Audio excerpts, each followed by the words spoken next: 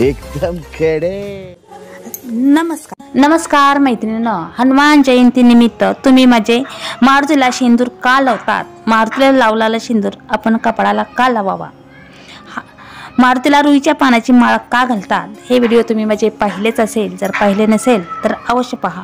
तसेच आज मी तुमच्यासाठी नवीन व्हिडिओ घेऊन येत आहे। 2024 हनुमान जयंती कधी आहे, शुभ मुहूर्त, पूजा विधी व महत्त्व याची संपूर्ण माहिती मी या व्हिडिओमध्ये देणार आहे। चला तर मग आपण व्हिडिओला सुरुवात करूया।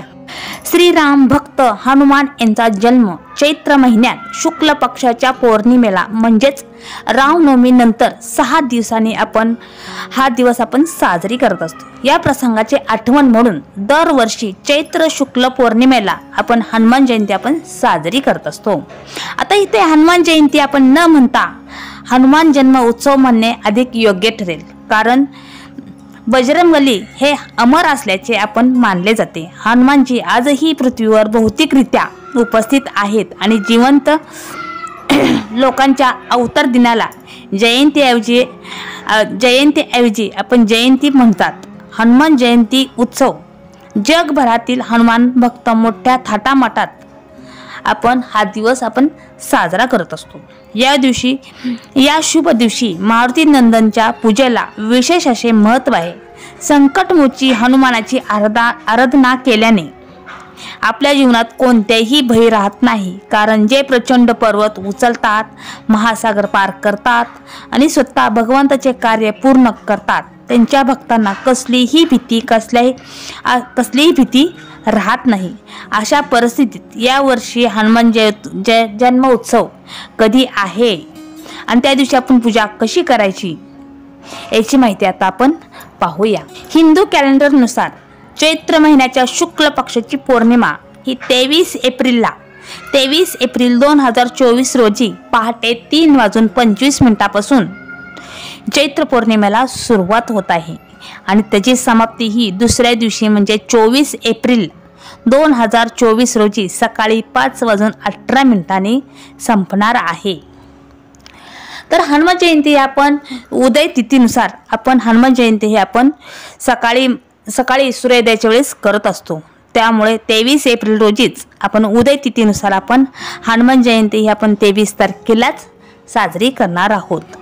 तर हनुमान जयंतीची पूजा आणि त्याची शुभ मुहूर्त कोणता ते आता आपण पाहूया। तर या वर्षी जन्म उत्सव निमित्त ब्रह्ममुहूर्त पहाटे हा 4:20 पासून ते 5:04 पर्यंत आहे। तसेच अभिजित मुहूर्त हा दिवसात सकाळी 11:53 पासून ते दुपारी 12:46 पर्यंत आहे। या दिवशी हनुमानाची पूजा ही सकाळी 9:03 पासून ते 10:41 पर्यंत आपण करायची आहे। तर ह्या सांगितलेल्या वेळेतच हनुमान जयंती हनुमानाची पूजा करायची आहे। तसेच 2024 या वर्षी यंदा हनुमान जन्मोत्सव महत्त्व त्याचे आणखी वाढलेले आहे, कारण 23 एप्रिलला हनुमान जन्मोत्सव हा मंगळवारी आलेला आहे। तसेच मंगळवार हा बजरंगबलीला समर्पित आहे। अशा ह्या स्थितीत या दिवशी आपण पूजा केल्यास आपल्याला दुप्पट फळ मिळते। त्यामुळे हनुमान जयंतीला आपल्याला दुप्पट फळ मिळण्याची शक्यता आहे। त्यामुळे हा जयंती अगदी आनंदात आणि उत्साहात साजरी करायची आहे। तर आता हनुमान जयंतीची पूजा कशी करायची आहे, पूजा विधी काय आहे ते आता आपण पाहूया। तर हनुमान जन्मोत्सवाच्या दिवशी सकाळी लवकर उठून स्नान करायचे आहे आणि स्वच्छ वस्त्र परिधान करून बजरंगबली समोर व्रत करण्याची प्रतिज्ञा करायची आहे। तसेच या दिवशी पिवळे किंवा लाल रंगाचे कपडे घालणे हे शुभ मानले गेलेले आहे। त्यामुळे या रंगाचेच कपडे वस्त्र परिधान करायचे आहे। तसेच त्या दिवशी बजरंगबलीची मूर्ती लाकडाच्या पाटावर स्थापन करायची आहे। तसेच ज्याच्यावर तुम्ही पूजा करणार आहे त्याच्यावर पिवळ्या रंगाचे कापड पसरायचे आहे।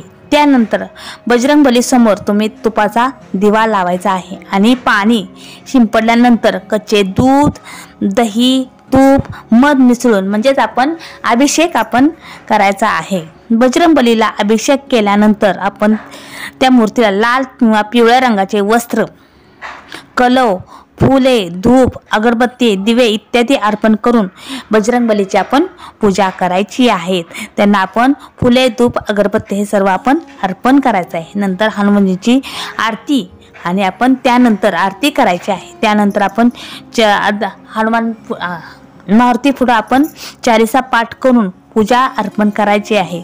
त्यांच्याकडनं आपण कोणती आपली चुकीची आपण क्षमा मागायची आहे। तसेच त्या दिवशी त्यांच्याकडनं आपण आशीर्वादासाठी प्रार्थना करायची आहे।